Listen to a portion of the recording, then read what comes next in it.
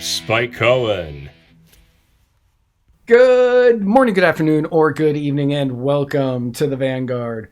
For Spike, some guy on Twitter, Cohen, I am Matt Wright, and together we are traversing the muddied waters of freedom. First and foremost, allow me to thank Kevin, Kava Kevin, for the kava I'm drinking Kava on Kevin. Today's episode. And allow me to thank Le Bleu for this delicious, purified drinking water that I'm drinking on this, our first inaugural pre-taped, much better episode of the Muddy Waters of Freedom. Be sure to like us, follow us, subscribe to us, share us, whatever the thing is that you do on the whatever you're watching or listening to us on right now.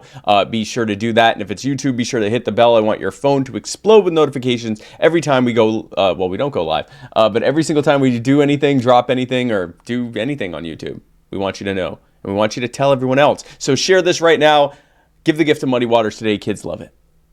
Kids love it. And Yes. to you and to everybody else, Bulavanaka. Bulavanaka. Oh, yeah, we're supposed to drink Bulavanaka. Mm-hmm.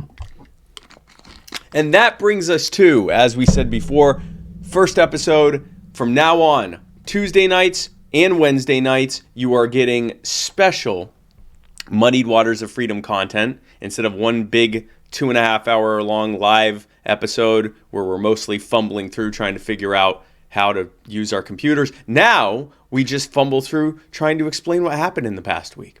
And not only do you get those content on Tuesday and Wednesday nights, but if you're a subscriber, if you have gone to anchor.fm/muddywater/subscribe, then you get an additional third special episode. A much better episode than the first two ones. How much better? Oh, you won't know until you join for only $10 a month.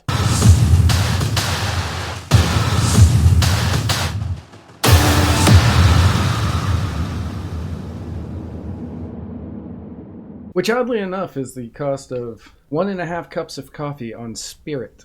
That's a way of measuring things. So that is a brings way us of to measuring things. Yes, it is. Cups of coffee on Spirit, $6.50. Found that out yesterday. Wow, that's a lot of money For crap coffee. for craft coffee. That's not For crappy coffee, yeah. I mean, it's not like So you can say, well, I'll go to the other coffee shop on this tin can hurtling through the stratosphere. So, Right. talk about a closed market. Public bus. Yes. This public transportation that is known as Spirit Airline. So That I can't get off of, like, right, physically. that I'm absolutely stuck on until Yes. it lands. Until it or lands. Doesn't. Or until it's not in the air anymore. Right. However that. So what we're going to do is, anybody who's watched our show in the past, we always start out with the Mudwater Mushroom Coffee Replacement Cacao Rapid Fire segment brought to you by Mudwater. If you woke up today and said, Matt, Spike, I'm still recovering from the Reno Herd Immunity Festival, and I need something to pick me up. The Carino. The Carino Festival, the Carino Virus Festival. And that's funny because I have COVID. And I didn't get it to you. I don't want coffee anymore, though. I need a pick-me-up, but I want something healthier. After going and voluntarily subjecting myself to super spread, I need to start making better health choices. But I don't, and so I need something that tastes no worse than coffee. Well, folks, if you add honey, then this is arguably no worse than coffee, but it's also much better for you. It has mushrooms and turmeric and sea salt, and pretty much that's it. And it's got 1/7 of the cup of caffeine. Just enough to get you all hyped up like me, but not so much that it ends up making you feel bad. Like Matt. Or like me right now because I'm recovering from COVID. So, if you go to the Muddy Waters of Freedom, if you go to muddiedwatersoffreedom.com/mud, you can get a starter pack today.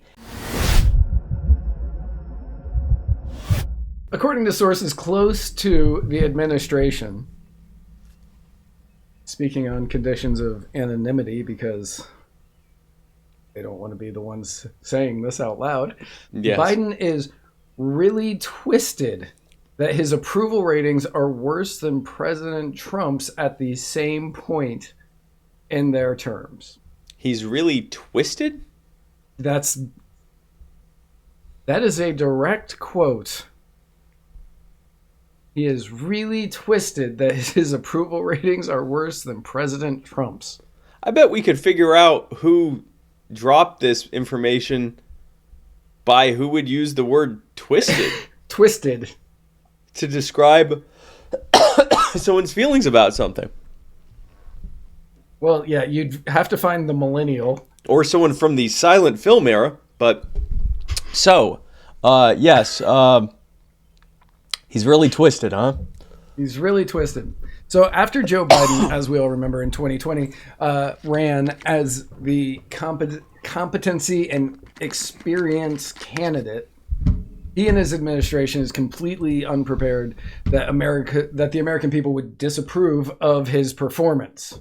What we saw from the beginning of his term was immediately he boosted out to like these really high numbers that we couldn't understand because he's one man that hadn't done anything yet except for move against fossil fuels immediately.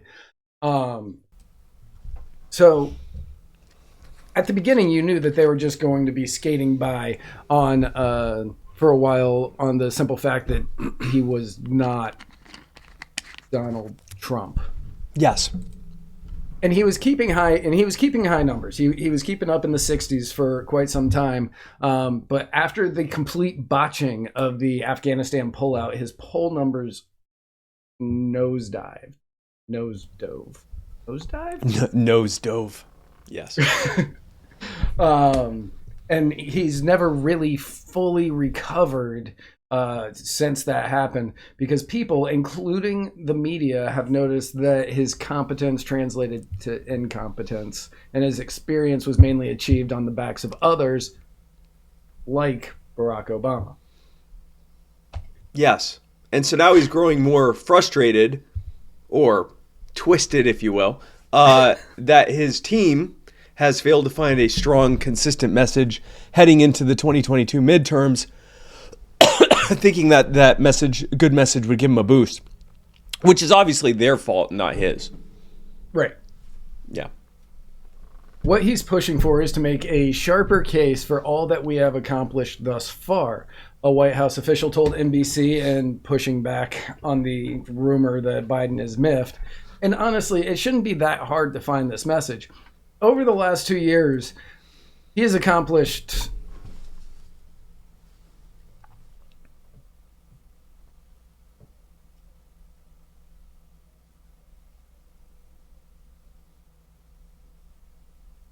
Kamala Harris spoke at the 90th annual meeting of the U.S. Conference of Mayors to push gun control, subsidize child care and elder care, and other Biden talking points, such as releasing 1 million barrels a day from the strategic oil reserves, lowering the cost of the internet, and appointing someone to head the ATF. And that brings us to this week's Deep Thoughts. Deep Thoughts by Kamala Harris. And I know that each of you is up to this challenge because you are the mayor.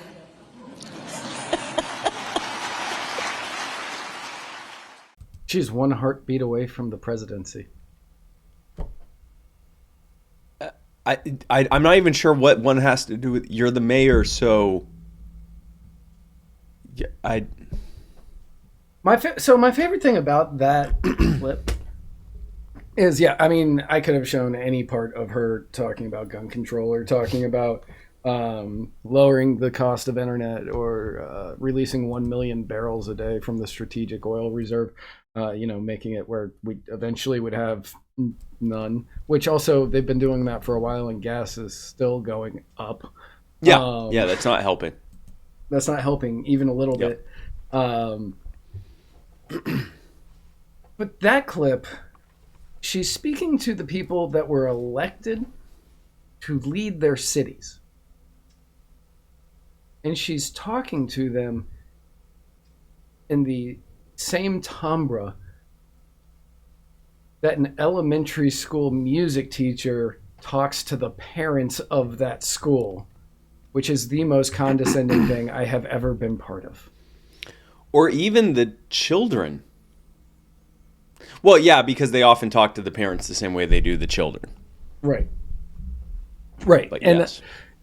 when I went to a music thing at the kids' school, the music teacher got out there and was like, "Parents, this first song is about love." And when she said, "Because you are the mayor." It was the And then- exact same. Yeah. Yeah, and I was just like, oh my goodness. Now I understand why I hated that music teacher so much. What you don't know is And- that previously that music teacher was a power-hungry DA that put people on death row that were innocent. Didn't work out so well for her. Now No, she's an yeah, it didn't. elementary It school didn't. music teacher. This one got in trouble for it now as an elementary school teacher. Right. But you could see how that could go the other way. Right. Speaking of which, Tennessee has passed a law that makes unauthorized camping on public lands a felony, which is an odd law for a state that has a lot of tourism around hiking and camping groups. And the reason that Tennessee passed this law isn't because they're going for the campers or because they hate Yes. the tourism that they get from it, but they are targeting the homeless population that has been booming since COVID caused a lot of people to lose their jobs. Felony penalties against homeless people who camp on local public property, including parks, and misdemeanors for camping around highways is what is now in this bill. Yeah. Governor- So you now, if you're trying to get on your feet and you find yourself homeless, thankfully, now you'll be a homeless felon, which will definitely Yep. make it easier for you to get back on your feet. Now, Governor Bill Lee did not sign the bill, but he also did not veto it, which makes it law in Yep. Tennessee. So starting July 1st, anyone is considered to be in violation of the law if they receive at least 24 hours notice before an arrest. And I can't see any way that the police would lie. No. Lie about when they notified a homeless person who's the least likely to be able to counter document what happened. Never. Can't see how that would happen at all. The felony charge is punishable by up to 6 years in prison and the loss of voting rights. So, what they are going to do, because Tennessee has been getting a massive influx of homeless people, and the major cities have been trying to figure out a way to combat this. I think they're going too far in one direction. By a wide margin. But so instead of just trying to figure out some sort of program in order to help them get back on their feet, whatever, instead they're going to put them in prison for 6 years on the taxpayer dime. Yep. They'll still be homeless, and there'll be an exponentially larger burden on the taxpayer, and they'll be subjected to the trauma-inducing horrors that happen in prison, and they'll have a felony record, and they won't be able to vote. So if they wanted to punish the politicians legally for doing this to them, that's been taken from them. Surely this will not be used as a weapon against those who are the most in need. Speaking of which, there's a bipartisan group working on gun control, something else that definitely won't be used against those who are the most in need of the ability to defend themselves. They are planning on presenting their concepts to colleagues this week. While the details of the proposed changes are currently unknown, one thing is known. Pretty much every single person involved in these negotiations asked for Biden not to be involved with the talks. And boy, is he twisted up about it. He's just twisted up about He's it. just all twisty about it. And honestly, I don't know which is scarier: a bipartisan group of lifetime politicians to negotiate our rights away, or that this bipartisan group of lifetime politicians don't want the doyen of lifetime politicians to be involved.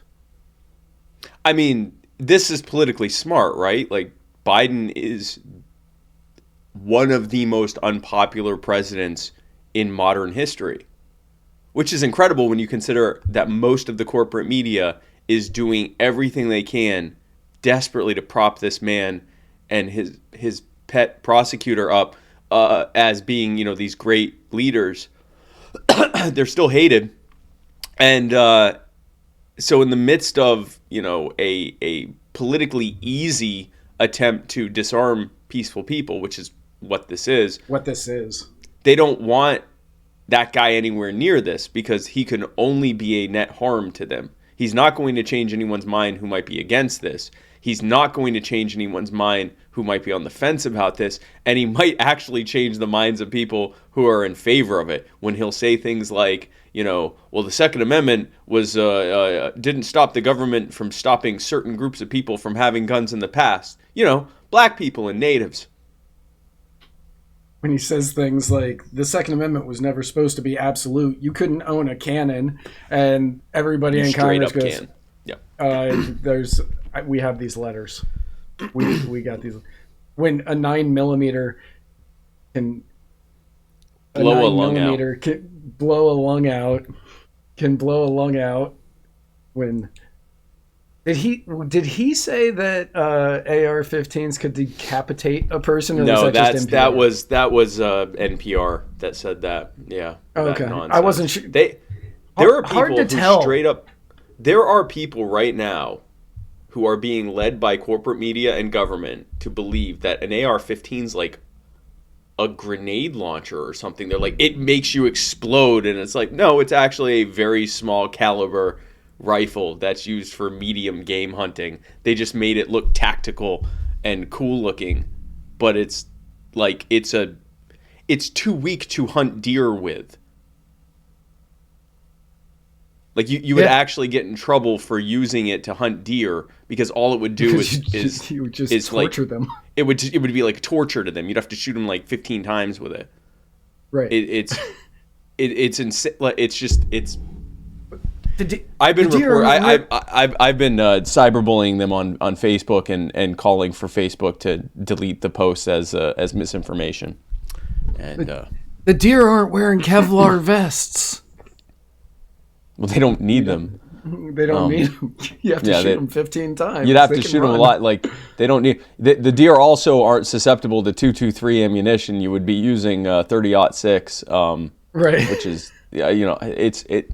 But again, they rely on the fact that the people who there's this sort of almost total overlap between almost a perfectly purple Venn diagram circle that is just people who want a bunch of gun control, have absolutely no idea what they're talking about when it comes to guns, like at all. Like they don't understand it. And they'll say, well, I don't need to understand it. I just don't like it. Well, okay, fair enough. You don't have to understand it. But maybe when people who do understand firearms are saying the opposite of what you're saying, maybe it might take a moment to just listen to them and think that maybe you're wrong, since you admittedly don't know anything about what you're talking about. Maybe you might be wrong.